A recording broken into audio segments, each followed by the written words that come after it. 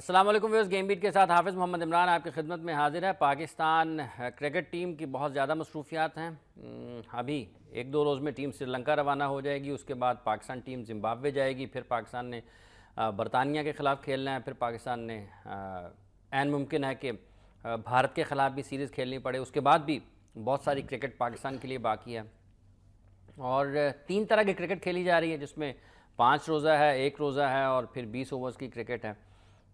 3 मुख्तलिफ टीमें हैं, इसमें कुछ खिलाड़ी इनमें रद्दोबदल होता है, लेकिन बहरहाल जो प्लेयर्स का पूल है वो बड़ा है क्रिकेट बढ़ने से।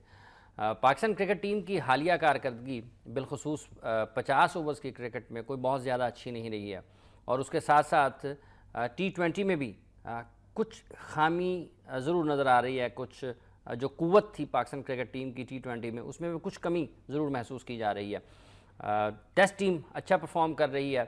क्या हम वर्ल्ड कप 2015 के बाद रीबिल्डिंग प्रोसेस में हैं या नहीं है? खिलाड़ियों को पिक एंड ड्रॉप वाला जो मामला है, इसकी पीछे क्या वजूहात हैं? दौरा बांग्लादेश पर कुछ नौजवान खिलाड़ियों को मौका दिया गया श्रीलंका के ख़िलाफ़ टेस्ट सीरीज़ में। मुकम्मल तौर पर अगर ये कहा जाए कि सीनियर्स नज़र आ रहे हैं तो ये गलत ना होगा। इसमें कोई दो राय नहीं है कि एक अच्छी और मतवाज़न टीम ज़रूर सेलेक्ट हुई है श्रीलंका के लिए, लेकिन नौजवान खिलाड़ियों को मौक़े देने के लिए क्या पॉलिसी बनाई जाएगी?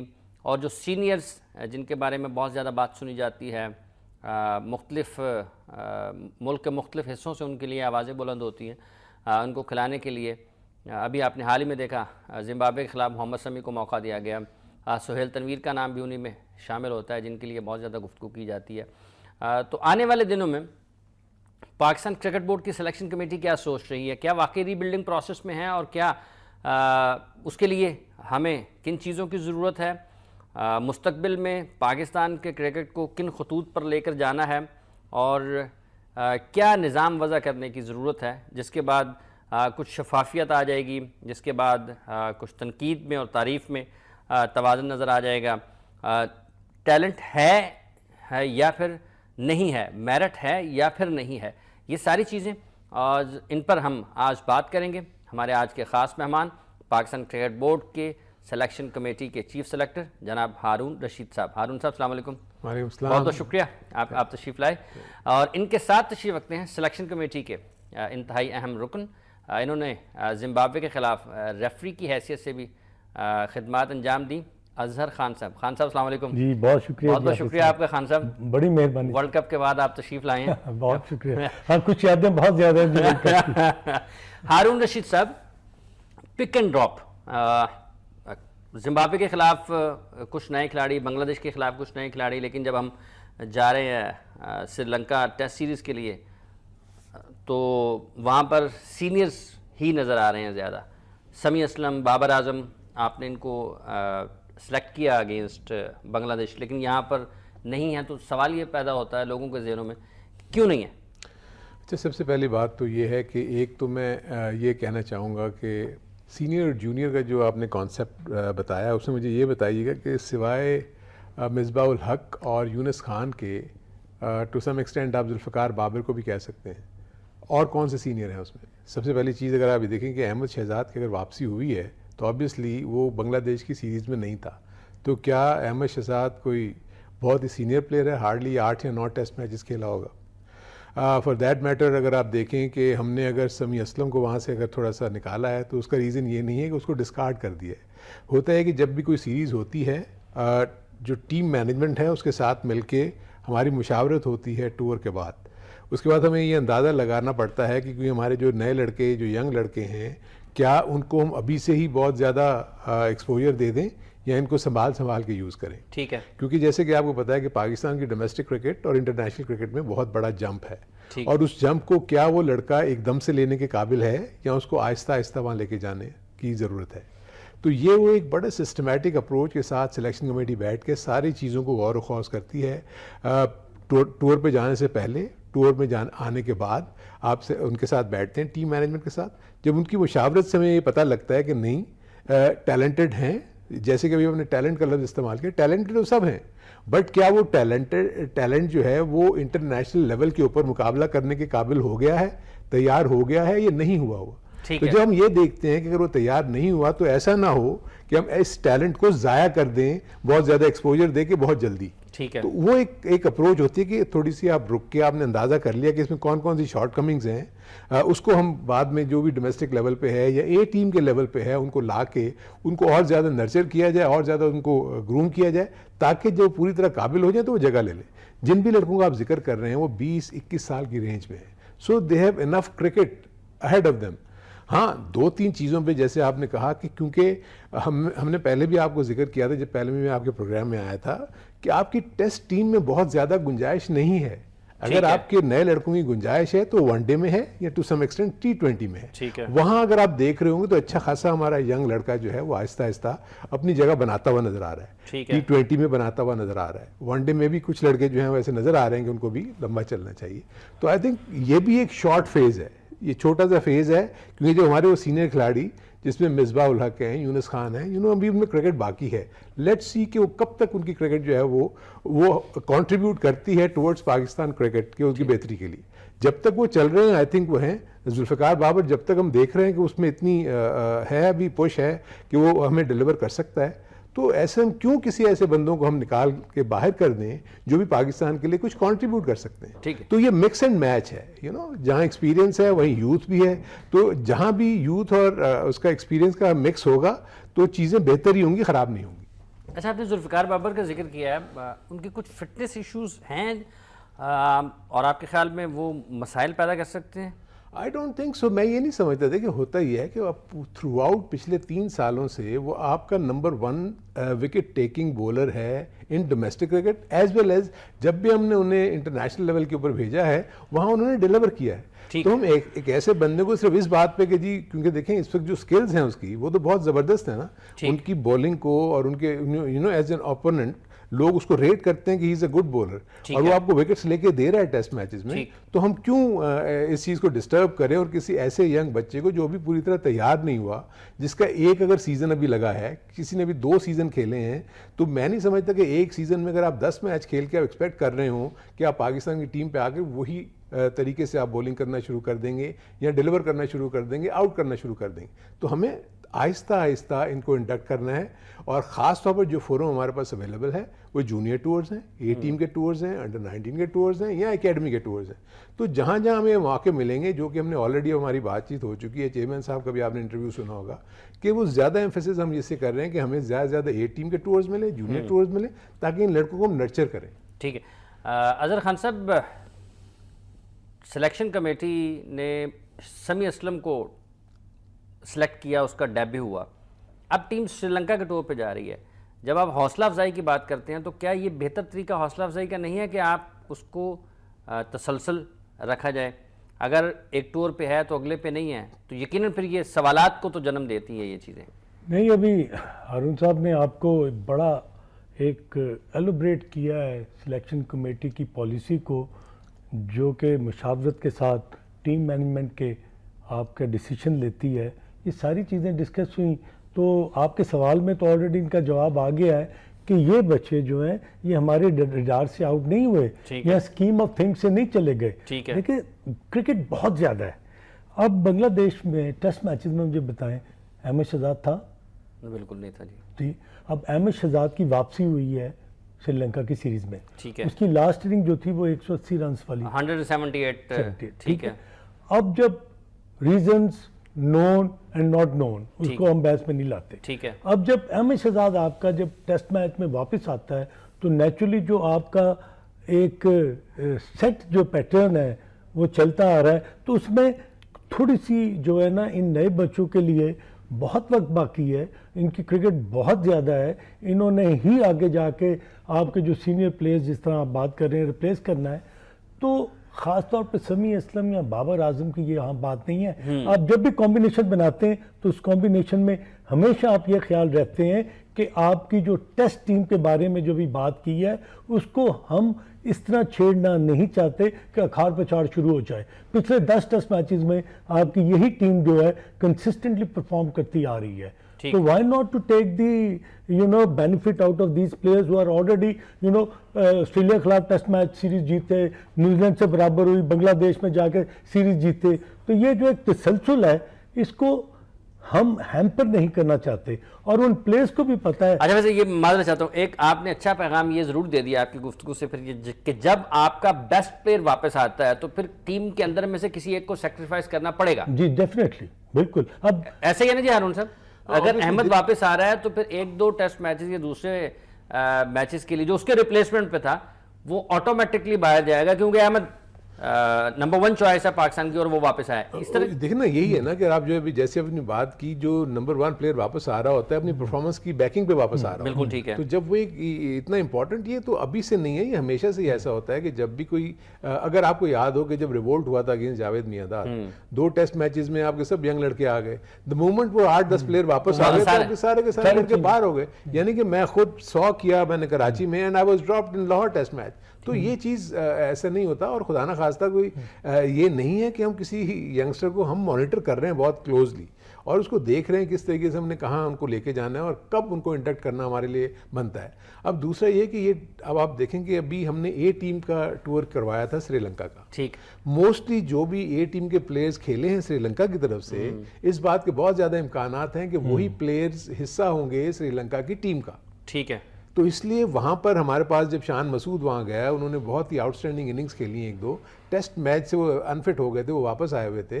तो अब जब उन्होंने उनकी कंडीशंस को ज़्यादा बेहतर तरीके से वहाँ अपने आप को एडजस्ट किया हुआ है, उन बॉलर्स को खेल लिया हुआ है, तो मे भी आपके पास चॉइस यही बनती है कि एक ऐसा प्लेयर जो कि ऑलरेडी हमने ए टीम के पॉइंट ऑफ व्यू से हमें भेजा था कि क्योंकि यहाँ हमारी सीनियर टीम ने आना है और अगर वो अच्छा परफॉर्म कर रहा है तो पहले हक अब उसका बन रहा है। तो इसलिए ये चीज़ें जो है ना, ये देखें इस तरीके से, इसमें एक तो ये ना समझें कि कोई ड्रॉप हो गया, ये स्कीम ऑफ थिंग्स की वजह से जैसे उन्होंने जिक्र किया, हमारे अभी फिलहाल 3 ओपनर्स जाने थे, 3 बेस्ट ओपनर्स ये हैं, बाकी अभी थोड़ा वेट करेंगे, जब उनका मौका मिलेगा वो आ जाएंगे। अच्छा, एक क्रिकेटिंग डिसिप्लिन की इस्तेलाह हमने सुनी, आपने जब चार्ज लिया चेयरमैन पाकिस्तान क्रिकेट बोर्ड के सिलेक्शन कमेटी की हैसियत से, तो क्रिकेटिंग डिसिप्लिन आपके ख्याल में आप उस पर कायम रहेंगे और अभी तक कायम है या फिर कुछ रुकावटें उसमें आपको दरपेश हैं? देखिए, यहाँ एक चीज़ तो मैं क्लैरिफाई कर दूँ आपको। सबसे पहली बात तो ये है कि सिलेक्शन कमेटी का जो डोमेन है ना, वो क्रिकेट टीम जो बेस्ट अवेलेबल रिसोर्सेज हैं उनको सामने रखते हुए टीम को सिलेक्ट करना है। ठीक है। डिसिप्लिनरी इश्यूज जो है ना वो सिलेक्शन कमेटी के डोमेन में नहीं आते। क्रिकेटिंग डिसिप्लिन जो है वो भी एग्जैक्टली द थिंग इज कि देखिए, हमने तो जो भी सिचुएशन हमारे सामने है, प्लेयर्स कौन कौन से अवेलेबल हैं, मैं ये फील करता हूँ कि कोई शख्स परफॉर्मेंस ही नहीं कर सकता अगर उसका क्रिकेटिंग डिसिप्लिन ना हो।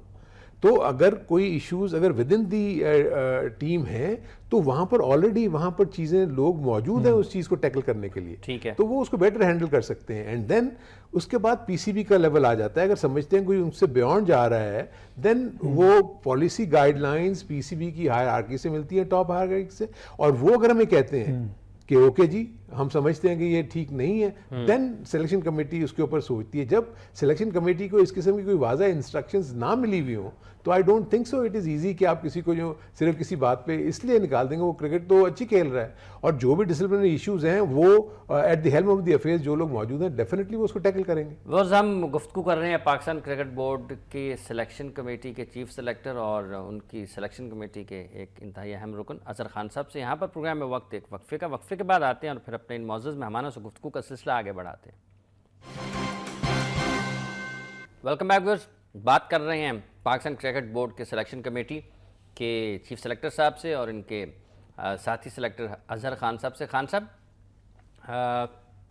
हारून रशीद साहब ने जिक्र किया कि क्रिकेटिंग डिसिप्लिन के ऊपर, लेकिन ये बताएगा कि अगर कोई खिलाड़ी 30, 35, 40 करता है और एक गैर जिम्मेदाराना शॉट खेलकर आउट हो जाता है तो क्या उसको टीम मैनेजमेंट देखेगी या फिर सिलेक्शन कमेटी देखेगी, और वो अपनी इसी आदत के ऊपर पक्का है तो सिलेक्शन कमेटी को इसके बारे में फैसला कर सकती है?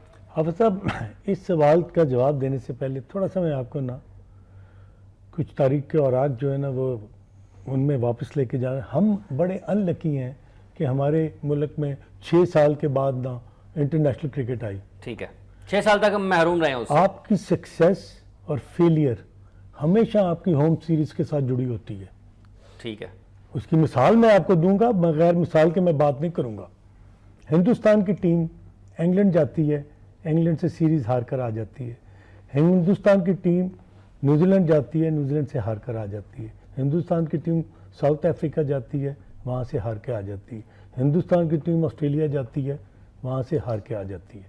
यही होता है ना, आप उनकी उन सारी सीरीज़ की एवरेजेस निकाल लें, जो कि उनके टॉप प्लेयर्स हैं ना, दे आर बिलो 30-35 के करीब है। बहुत एक्स्ट्रॉर्डनरी, एक विराट कोहली ने जो ऑस्ट्रेलिया का टूर किया 4 सेंचुरीज कर दी। अब आप उनको देखें कि जब वो अपनी होम सीरीज खेलते हैं ना, तो अपने फेलियर को वो सक्सेस में डाइवर्ट कर देते हैं। ठीक है। वजह पिचेस, क्राउड, एनवायरनमेंट्स, वहाँ पर नर्चर किया उन्होंने, डेवलप किया वो अपनी स्किल्स को, तो उनके लिए ना सक्सेस और फेलियर जो है ना वो इतना काउंट नहीं करता, क्योंकि उनके पास होम सीरीज खेलने के मौके बहुत है। ठीक है। इंग्लैंड से हार के आए बुरी तरह, आगे वेस्ट इंडीज को बड़े आराम से उन्होंने हरा दिया, टेस्ट मैचेस में भी और ODI में। श्रीलंका 5 मैचेस खेलने के लिए इंडिया 5-0 उन्होंने मार दिया। तो हमारा जो आप बात कर रहे हैं ना कि जिन लड़कों में 25 या 30 रन करने के बाद इररिस्पॉन्सिबल का आंसर पाया जाता है, ये मेरा ख्याल है कि माइंडसेट है जिसको हम नहीं देखते, टीम मैनेजमेंट भी देखते हैं, आप जैसे माशाल्लाह क्रिटिक्स भी देखते हैं, एंकर्स भी देखते हैं जिनका क्रिकेट से बहुत लगाव है।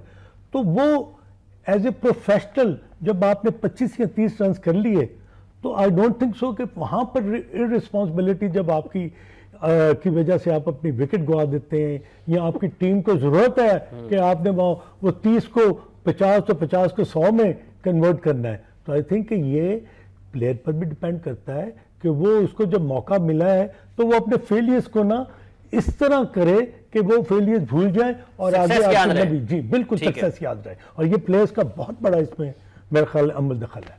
अच्छा, एक और बात है, आज जितनी गुफ्तगू टीम की कारकर्दगी पर और प्लेयर्स पर होती है, उतनी ही गुफ्तगू सिलेक्शन कमेटी के मेंबरान पर भी होती है। आप भी बड़े खुशकिस्मत हैं माशाल्लाह, रोज़ आपको लोग मुख्तलिफ जगहों पर बैठकर आपको याद करते हैं, पूरी दुनिया में आपके बारे में गुफ्तगू की जाती है। ऐसा तो होता है ना जी? होता है ना खान साहब? अच्छा खान साहब, ये आप मैच रेफरी की हैसियत से आपने खिदमत अंजाम दी, गो के चेयरमैन साहब ने उसकी वजाहत की है, हमें तो पहले भी पता था, लेकिन बहुत सारे आपके दोस्त, आपके अहबाब और आपके साथ खेलने वाले उस पर भी नाला है, नाराज है कि यार हर काम अजहर खान ही कर देता है। बहुत जबरदस्त क्वेश्चन किया अरविंद भाई ने ना। हम फैसलाबाद T20 मैच, अभी हमने कमेंट्री वाले भी आना है जी, T20 मैचेस देख रहे थे। अच्छा। और कमेंट्री भी कर रहे थे। वो अरविंद भाई आपको बताएंगे कि हमारा क्या वजह थी। तो एकदम ना मुझे क्रिकेट बोर्ड से एक कॉल आई कि अपनी CV दें। मैंने कहा यार वो किस लिए? कहते हैं जी वो ज़रूरत है। अच्छा। मैंने अपनी CV भेज दी। अब कतन हाफिज साहब, मैं आपको बिल्कुल अपने खुदा को हाजिर नाजिर जानते हुए कहता हूँ कि मुझे कुछ मालूम नहीं था कि ये क्या हो रहा है। ठीक है। हम बड़े इन्वॉल्व थे कि टीम जिम्बाब्वे की टीम आ रही है और टीम सिलेक्शन है, डिस्कशन रोज़ बैठकर नाश्ते की टेबल पर, रात को होटल में जाना, तब ग्राउंड में। तो एकदम एक दिन एक स्टिकर चलना शुरू हो गया कि जी अजहर खान साहब को जिम्बाब्वे की सीरीज़ पर मैच रेफरी मुकर्रर कर दिया। मैं भागा अरुण भाई के पास गया। मैं क्या अरुण भाई, ये कॉन्फ्लिक्ट ऑफ इंटरेस्ट है, मैं तो एज ए सिलेक्टर काम कर रहा हूँ, तो ये क्या हुआ? इन्होंने कहा यार चेयरमैन आ रहे हैं तो we will go and talk to him. हमने एक अपना लाहे अमल बनाया और बात की। ठीक। जिस तरह के आप कह रहे हैं कि हमारे बड़े प्यारे दोस्त साथी, हमारे क्रिकेट के बड़े माशाल्लाह लेजेंड्स जो हैं, तो they are right in their own sense, absolutely they are right. Chairman साहब के आए वो फैसलाबाद फाइनल वाले दिन, तो अरुण भाई बैठे हुए थे, हम चले गए, हमने जाके बात की कि सर ये कॉन्फ्लिक्ट ऑफ इंटरेस्ट है। तो उन्होंने कहा भाई कि ICC ने हमसे कुछ नाम मांगे थे। ठीक है। आपका नाम इसलिए दिया कि मैं हाफिज साहब 1994 से लेके 2009 तक मैंने पाकिस्तान में ना मैच रेफरीशिप की हुई है। ये डोमेस्टिक क्रिकेट में आप डोमेस्टिक, फिर मैं सिंगापुर भी गया। ठीक है। फिर नेपाल बड़े भी आपने गया। जुर्माने किए हुए हैं लोगों को ये और उसके साथ मैंने जितने भी ICC के मैच ऑफिशियल्स थे उनके साथ मैंने बहुत ज़्यादा काम किया है। ठीक है। Like Steve Bucknor, Rudi Koertzen, Jeff Crowe और रंजन माधुगाले और इस तरह क्रिस ब्रॉड वगैरह, ये सारे जो थे ना, इनके साथ मैंने काम किया और मुझे बिल्कुल कतई इल्म नहीं है। तो उस पर जाके ना फिर चेयरमैन ने कहा कि this decision was taken by the ICC, उनके पास हमने नाम भेजे थे एंड योर नाम दे हैव अप्रूव्ड इट और we have no problem at all. ये सर सिलसिला था जो कि अरुण भाई ने मुझे कहा कि ठीक है। हमारा आपके प्रोग्राम में अरुण भाई ने एक दफ़ा ऑनलाइन आकर एक बात की थी कि हमने कोड ऑफ कंडक्ट में ये साइन किया हुआ कि पीसीबी हमें किसी किस्म की assignment as employ of the PCB अगर कहेगी तो we have to follow that code of conduct. अच्छा जी, ये कमेंट्री वाला क्या मामला हारून साहब? देखिए, सबसे पहली तो बात में ये, जैसे भी अजहर ने चीज़ों को एक्सप्लेन किया, मैं एक चीज़ ये बताऊं कि हम कोई भी हमें ये बता दे कि क्या हमने जाके किसी से रिक्वेस्ट की कि हमें कमेंट्री करवाई जाए, या मैचेस देखने के लिए गए थे? हम मैचेस देख, वही मैं आपको वही बताना चाह रहा हूँ कि आज तक, अच्छा, और एक बड़ी अजीब सी बात यह है कि जैसे मैंने कॉन्फ्लिक्ट ऑफ इंटरेस्ट का कॉन्ट्राडिक्टरी स्टेटमेंट्स की मैं बात करूँगा यहाँ पर, वही लोग जो रिक्वेस्ट करके हमें लेके जाते हैं, यानी हमने तो उनको नहीं कहा कि आप हमें कमेंट्री करवाएं, ठीक है ना। हमारे लिए कोई भी चैनल फॉर दैट मैटर वो क्रिकेट बोर्ड से रब्ता करते हैं। क्रिकेट बोर्ड जो राब्ते में आके उनके बाद उनसे रिक्वेस्ट करते हैं, बाय नेम रिक्वेस्ट करते हैं, और जब वो चाहते हैं कि वहाँ जाके वो करें, और जब वो करते हैं तो तब वो उन्हीं लोगों को बुरा लगता है। तो मेरी समझ में तो ये नहीं आता कि उन लोगों ने खुद भी माजरत करके आके एक दो दिन कमेंट्री की है जिम्बाब्वे। नहीं, मुझे देखिए, मैं तो किसी की शख्सियत के ऊपर आप यकीन करें कि ये उनका बिल्कुल हक है। देखें, तनकीद तो बहुत हेल्दी अंसर है हमारे माशरे में, होना चाहिए, और आई थिंक हम खुद भी ये फील करते हैं कि ऐसा नहीं होना चाहिए। मुझे बताएं ना, अब आप किस प्रोग्राम में आता हूँ या कुछ, आपको कितनी दफ़ा मैंने फ़ोन किया होगा मुझे अपने प्रोग्राम में बुलाएं? मुझे करना पड़ता है, ये मेरी जिम्मेदारी है। मैं एक बात करना चाह रहा हूँ ना, द थिंग इज के अगर आप हमें बुलाना भी चाहते हैं तो आप क्यों हमें बुलाना चाहते हैं? ठीक है, आप शायद हो सकता है कि आपके ज़हन में हो कि मे बी कंटेंट बेहतर हो जाएगा, या मे बी कोई ना कोई तो रीजन होगी ना। ठीक है, हाँ। ऐसे तो नहीं। आप जब आप चीफ सिलेक्टर हैं, आपने पॉलिसीज देनी है, लोगों के सवालात हैं कि फलां को क्यों लिया, क्यों नहीं लिया, इसको क्यों लिया जाएगा, इसको कब लिया जाएगा, इसकी बारी कब आएगी, ये सब चीजें, ये चीजें आपको पता करनी हो। इसी तरह जब हम अच्छा, यहाँ तो ये हो कि हम नौवारिद थे कमेंट्री में, हम ओवर द ईयर्स ये चीजें करते हुए आ रहे थे। एक ऐसे सिनेरियो क्रिएट हुआ और हमें क्रिकेट बोर्ड ने कहा कि जी आपको ये, क्योंकि क्रिकेट बोर्ड का टूर्नामेंट था, वरना तो हम नहीं कर रहे थे ना। बिल्कुल ठीक है। हम तो नहीं कर रहे थे कमेंट्री 2 दिन तक, जब ये टूर्नामेंट चला उस वक्त तक तो नहीं कर रहे थे। यहाँ तुम शुरू से कर रहे होते तो लोग कहते कि जी ये आ गए।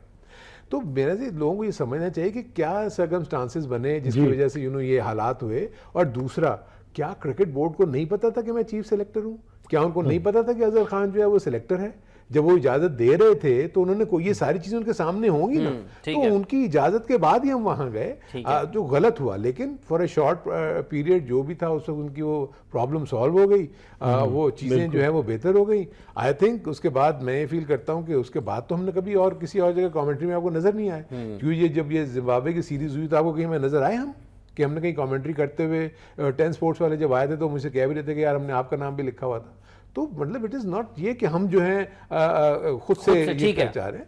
हमें क्रिकेट बोर्ड ने जिस क्लॉज का जिक्र कर रहे हैं, हर एम्प्लॉयमेंट क्लॉज में एक जिक्र होता है कि कोई भी ऐसा काम अगर आप करना चाहेंगे और पीसीबी अगर चाहेगा कि आपने वो काम करना है, वो पाकिस्तान के किसी हिस्से में हो, पाकिस्तान के बाहर किसी हिस्से में हो, वो तो आपको करना पड़ेगा।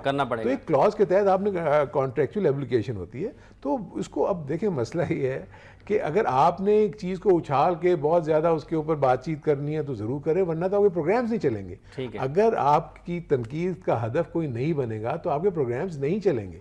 ये एक सिंपल फैक्ट है, और एक ग्राउंड रियलिटी है। इसमें तो किसी किस्म का हमें भी बुरा नहीं मनाना चाहिए। मैं तो नहीं बुरा मनाता, इसलिए कि अच्छा, इसका मतलब यह है कि आप समझते हैं कि तनकीद का हदफ बनाया जाता है? आई थिंक जो नजर आता है, देखिए मैं पता मैं क्यों ये कहता हूँ, तनकीद तो बिल्कुल करें। होता यह है कि जब आप किसी के बारे में तनकीद कर रहे होते हैं ना, तो क्या जिसके मतलब आप तनकीद कर रहे हैं, आपका हक नहीं बनता कि आप उसको भी ऑनलाइन लें या उसको भी बोला कि ताकि वो अपना पॉइंट ऑफ व्यू भी तो पेश करे ना। आप व्यूअर्स को तो ये बता रहे हैं कि जी फलाना शख्स ऐसा है, लेकिन वो फलाने शख्स को भी तो बुला के पूछेंगे वो क्या कहना चाह रहा है, उसका पॉइंट ऑफ व्यू लेंगे तो हमारे अवाम जो है वो इस बात को तासुर देंगे ना कि यार ये इसके बारे में ये कह रहे थे, इनका जवाब ये, वो मुआवजा करेंगे कि या मैं ठीक था या वो ठीक थे। ठीक है। तो ये तो जो अच्छी जर्नलिज्म है ना, वो उसका तकाजा ही है कि आप किसी के बारे में कोई भी बात करें, तो आप उस बंदे को भी जरूर लें कि जी ताकि वो अपना पॉइंट ऑफ व्यू पेश करे। ठीक है। तो हमने तो ये भी देखा कि लोगों के होमवर्क नहीं होते, हमारे साथी बैठ के बात कर रहे हैं, उनको यही नहीं पता होता कि प्लेइंग 11 कौन सी खेल रही है, और वो ये कह रहे हैं कि जी ये 2 बंदे जो थे ये नहीं खेल रहे और इनको नहीं खिलाया जा रहा, बड़ा जुल्म हो रहा है।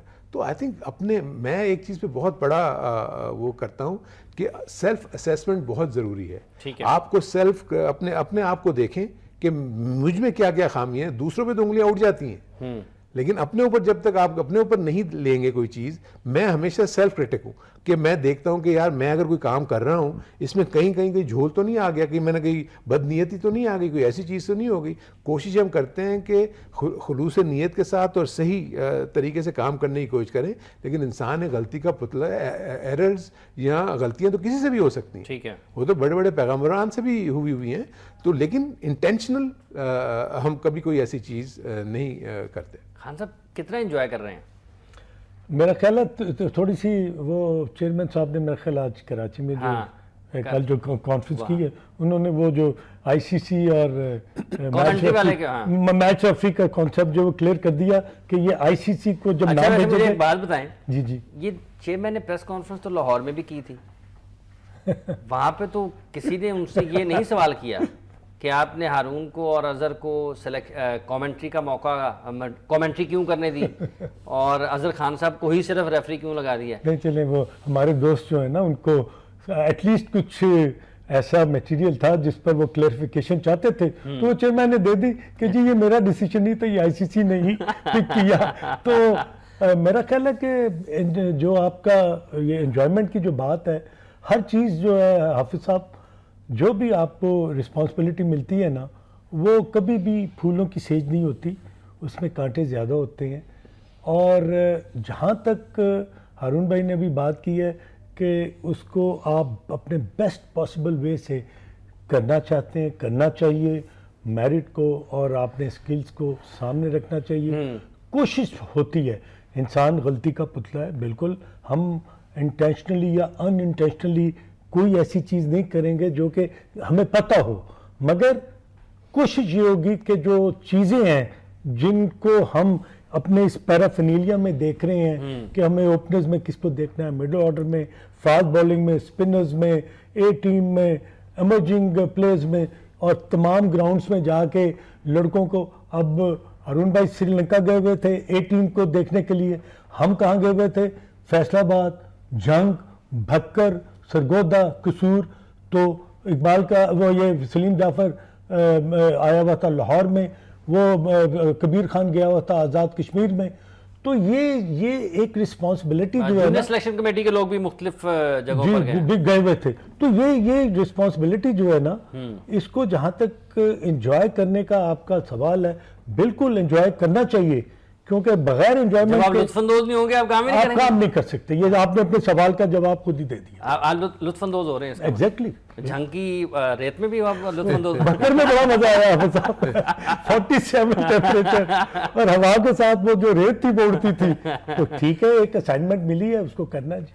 अच्छा हारून भाई, हम ओडीआईज में खासा मसाइल हैं पाकिस्तान की एक रोज़ा टीम में, ये मसाइल की वजह क्या है? कुछ खिलाड़ियों की तवज्जो कम है या कुछ और चीज़ें चल रही हैं? नहीं, देखिए, सबसे पहली चीज़ तो ये है, आपको एक चीज़ अपने जहन में रखनी चाहिए कि वर्ल्ड कप के अगर आप तनाजुर में चीज़ों को देखते हैं तो वर्ल्ड कप के बाद आपकी ओडीआई की टीम तो बिल्कुल ही खाली हो गई है। ठीक है। इनफैक्ट जो सबसे ज़्यादा काम करना अगर आपको है तो वो ओडीआई के ही पॉइंट ऑफ व्यू से है।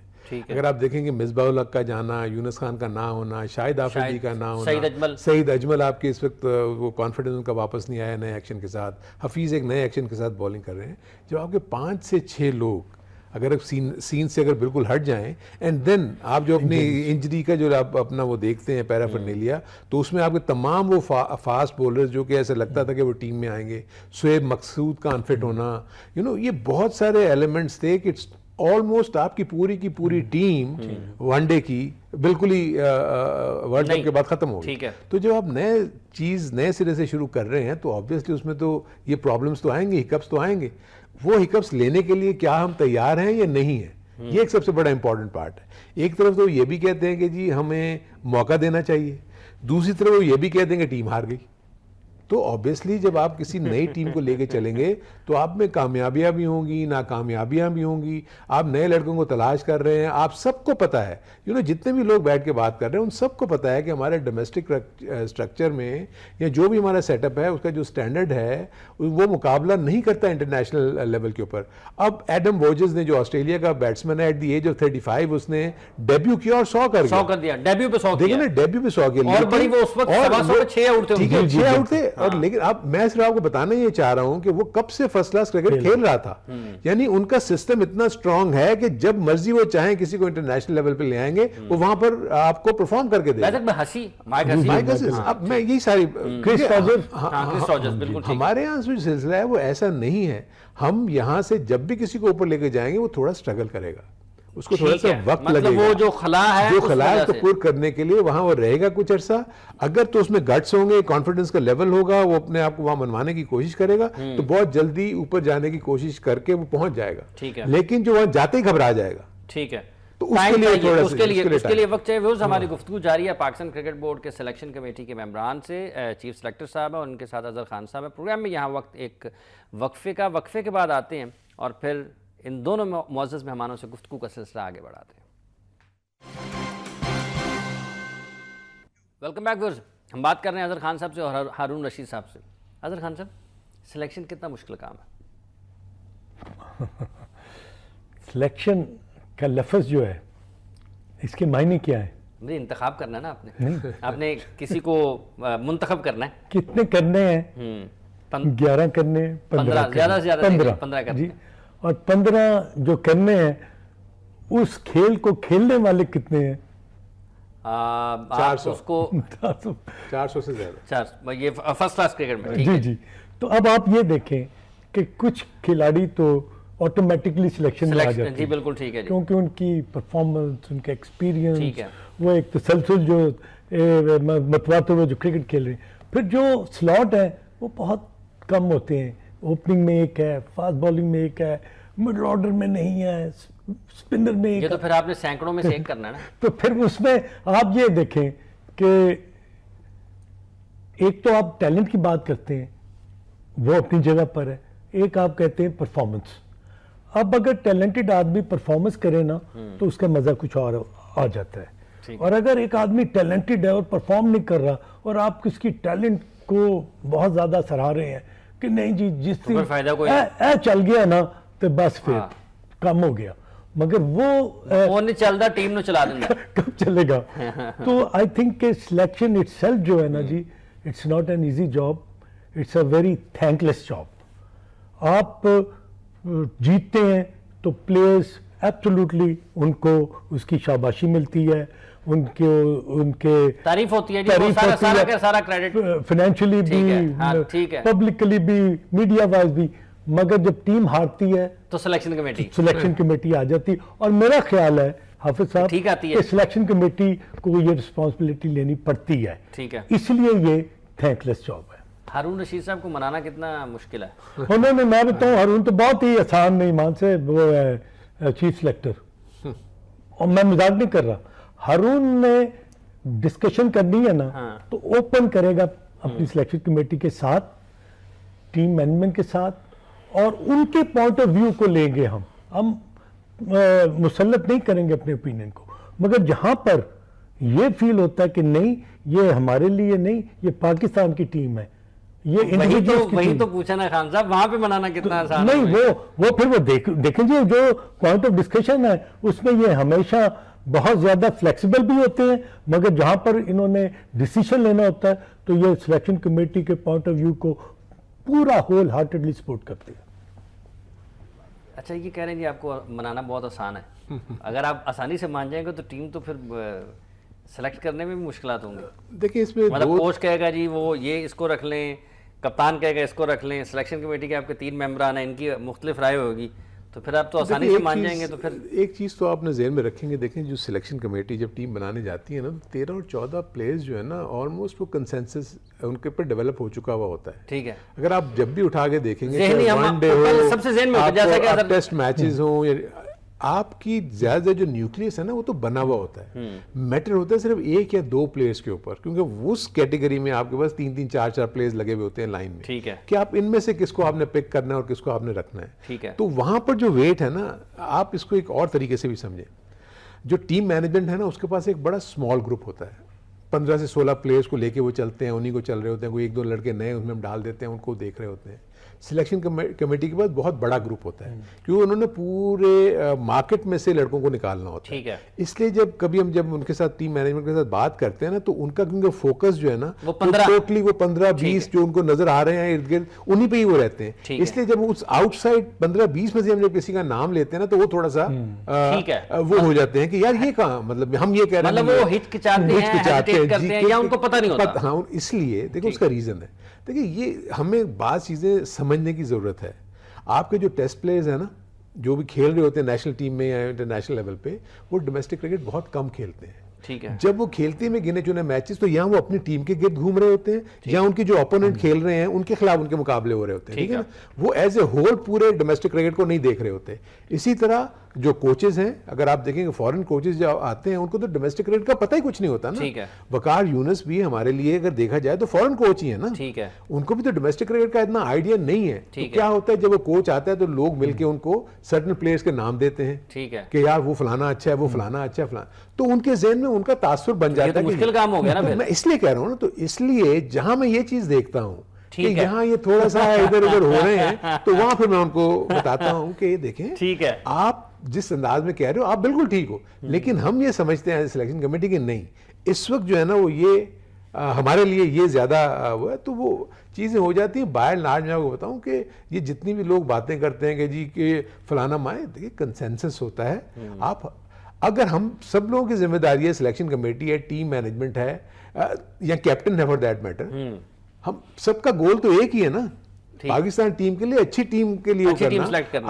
अगर वो उनके लिए उनके नजदीक अगर उनका कोई बंदा नहीं आता टीम में, तो वो उस वक्त तो थोड़ा सा वो शो करते हैं कि जी हमें वो चाहिए ये, लेकिन जब उन्हें अगर वो नहीं देते, बाद में जाके वो आके हमें कहते हैं कि नहीं ये बंदा ठीक था, ये आप ठीक है इसको लेके चलना है, हमने ये करना है, फलाना करना है। तो ये चीजें जो है ना, ये इतना लोग ज्यादा इसका हाइप क्रिएट कर देते हैं।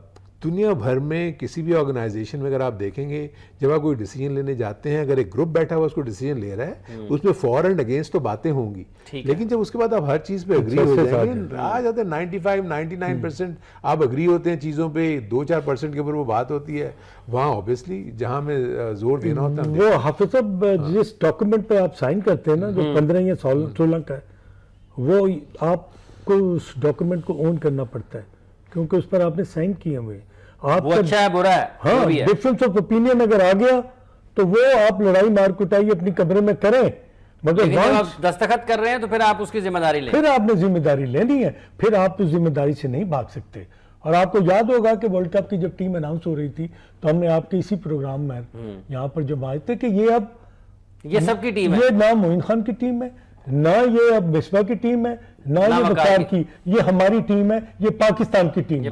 बिल्कुल ठीक। तो यही एक कंसेंसस होता है जो कि ना बहुत आपस में ना एक जोड़े रखता है लोगों के ख्याल को, लोगों की थिंकिंग। तो मेरा ख्याल है कि एज ए सिलेक्टर भी जब हम उस डॉक्यूमेंट पर साइन कर देते हैं और चेयरमैन जब उसको अप्रूव कर देता है, तो उसका मतलब है कि वो हमारा डॉक्यूमेंट है। और दूसरा एक और चीज मैं बताऊं, देखिए होता ये कि हम सिर्फ टीम बना के चेयरमैन साहब से अप्रूवल नहीं लेते। एग्जैक्टली। हम एक बाकायदा पूरा एक नोट बनाते हैं जिसमें हम रीजंस देते हैं ये क्यों है, कि ये क्यों लिया हमने, ये क्यों लिया, ये क्यों लिया, क्या रीजन थे, क्या नहीं थे, टीम मैनेजमेंट क्या चाह रही थी, हम उसको पूरा एक हमारा जो है ना उसमें एक उसका वो जिसको दिबाचा कहते हैं, हाँ, ठीक है, वो बनता है, मतलब उसके साथ जी पूरा हम उसका एक खुलासा खुलासा हम पूरा देते हैं कि ये हमने जब हमने डिस्कशन की है तो ये एस्पेक्ट से, और क्योंकि कंडीशंस जो होती हैं वो इंपॉर्टेंट होती है, कहाँ आप जा रहे हैं खेल रहे हैं वो इंपॉर्टेंट होती है, वो सारी चीज़ों का जिक्र करने के बाद जो हम फिर 15 या 16 बनाते हैं वो हम उसके साथ अटैच करके वो भेजते हैं। चेयरमैन साहब पहले पूरा पढ़ने के बाद वो हमसे डिस्कशन करते हैं, बाकायदा वो आर्गूमेंट के भी ये बताओ, उसके बाद ऑब्वियसली चेयरमैन साहब जब साइन करते हैं तो कन्विंस होकर ही साइन करते हैं ना। ठीक है, ऐसी तो नहीं साइन कर देते होंगे हमारी जो चीज़ गई उसको कर दिया, बहुत सारे सवालात होते हैं, उसको हम जवाबात देते हैं, देन उसको करते हैं। अच्छा, ये कितनी लंबी मीटिंग्स करते हैं खान साहब आप? नहीं देखें, यार जो सुनने में और पढ़ने में आता है 6-6 घंटे की मीटिंग चल रही है। नहीं ऐसा नहीं ऐसा होता भी है कि नहीं ऐसा नहीं है। अगर मैच देख रहे हैं तो मैच तो 6 घंटे का है ही है ना, तो उसमें हंसी मजाक भी होता है, गपशप भी होती है, कुछ लतीफे भी होते हैं, और साथ में प्लेयर्स को नोट भी किया जा रहा है, उनके ऊपर डिस्कस। तो ये एक लेंथी प्रोसेस होता है, ये एक दिन में या चंद घंटों में खत्म नहीं होता, इसके कुछ स्टेजेस मतलब ये चलते रहते हैं। जी ये चलता रहता है, बहस और गुफ्तगू मुख्तलिफ। इवन के अब इमर्जिंग कैंप लगा हुआ है, इमर्जिंग कैंप के मैचेस आने वाले हैं, अब हम ग्राउंड में बैठकर उनको देखेंगे। तो ये तो नहीं मतलब है कि मैं और हारून 6 घंटे बैठ के एक एक प्लेयर के ऊपर बात कर रहे हैं, नहीं। उनकी अब जो तरबियत हुई है, स्किल्स पर काम हुआ है, उनको हम देखेंगे कि जी वो मैचेस के सिनारियों में उन्होंने कितना सीखा, फिजिकल फिटनेस कितनी बड़ी, फील्डिंग के एस्पेक्ट को उन्होंने कितना इंप्रूव किया।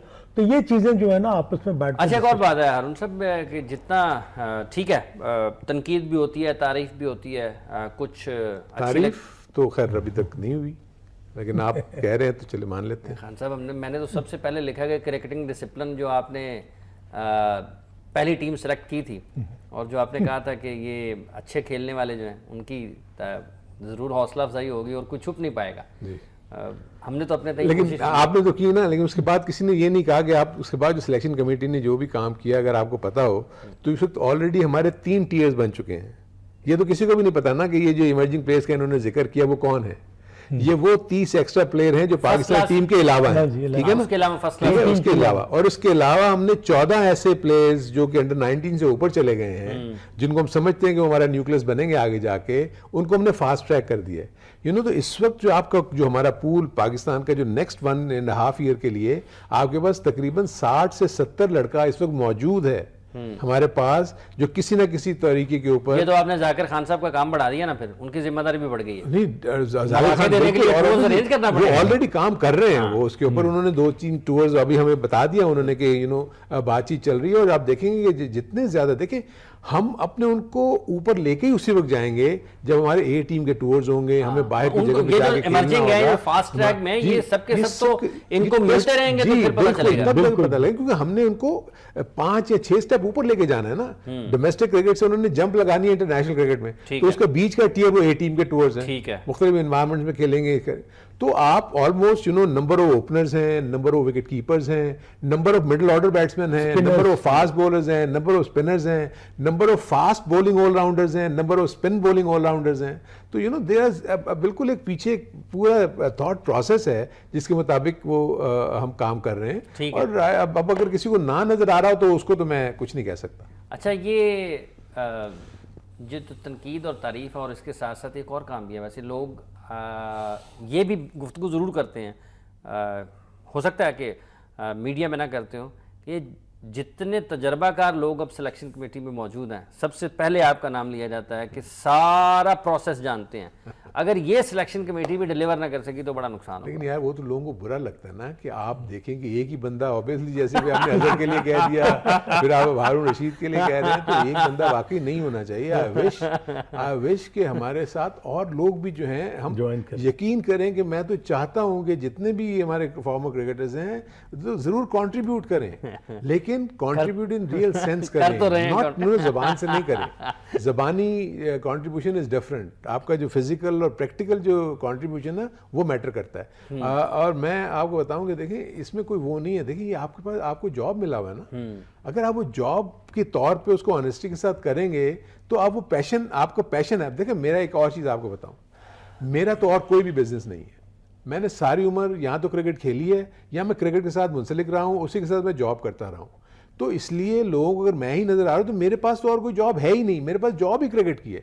और अगर मैं यहाँ सर्वाइव भी कर रहा हूं तो ऑब्वियसली इतने सारे जो चेयरमैन आगे गए या जो भी लोग जिनके साथ मैंने काम किया, वो किस वजह से मुझे वो रख रहे होंगे, या फॉर दैट मैटर, या हमारी जो भी सिलेक्शन कमेटी में जो दूसरे भी साथी हैं वो भी इतने अरसे से काम कर रहे हैं, तो इन सबको क्यों रख रहे होंगे?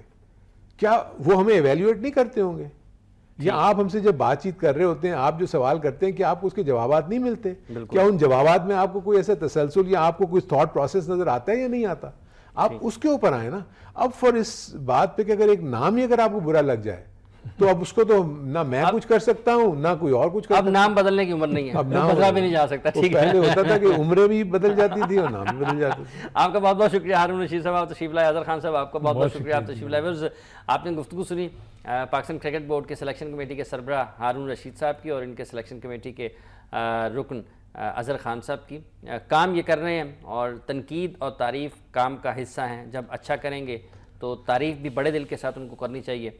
जो तनकीद करते हैं इनके ऊपर एक बहुत बड़ी और भारी जिम्मेदारी आयद है। इन्होंने अखलाकी तौर पर भी उसको निभाना है, इन्होंने उसको अपना फ़र्ज़ समझ के वो तमाम चीज़ों को करना है।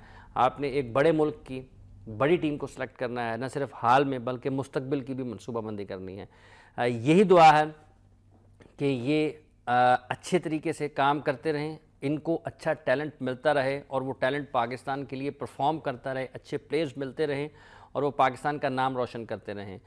जहाँ तक ताल्लुक़ पाकिस्तान के क्रिकेट का है, यकीनन बहुत सारे मसाइल पाकिस्तान को एक रोज़ा क्रिकेट में दरपेश हैं, लेकिन उन मसाइल का हल किसी ने बाहर से आकर नहीं करना है, यहाँ पर मौजूद लोगों ने करना है। अपनी अच्छी तजावीज़ इनको ज़रूर मिलनी चाहिए और उसके साथ साथ अगर कहीं अच्छा देखें तो वो भी बताना चाहिए, और अगर कहेंगे ख़ामी इनमें नज़र आ रही है, ये जो गलती कर रहे हैं हम तो बता देते हैं, और इन्होंने हमेशा उसके ऊपर उसको सुना भी है, उसके ऊपर अपनी दलील भी दी है, और अगर कहीं ये समझते हैं कि हमारी दलील ज़्यादा मजबूत है तो ये उसके ऊपर ज़रूर उसको तस्लीम करते हैं और आगे उस पर काम करने का वादा भी करते हैं। प्रोग्राम का वक्त ख़त्म हुआ चाहता है इसी दुआ के साथ कि पाकिस्तान की क्रिकेट फलती फूलती रहे, पाकिस्तान की क्रिकेट तरक्की करती रहे, क्योंकि ये क्रिकेट तरक्की करेगी तो इससे जुड़े लोग भी तरक्की करते रहेंगे और दुनिया उनको याद रखेगी। हाफिज़ मोहम्मद इमरान अपनी पूरी टीम के साथ आपसे इजाज़त चाहता है। अपना और अपने इर्द गिर्द के लोगों का बहुत सा ख्याल रखिएगा। अल्लाह ने के बाद।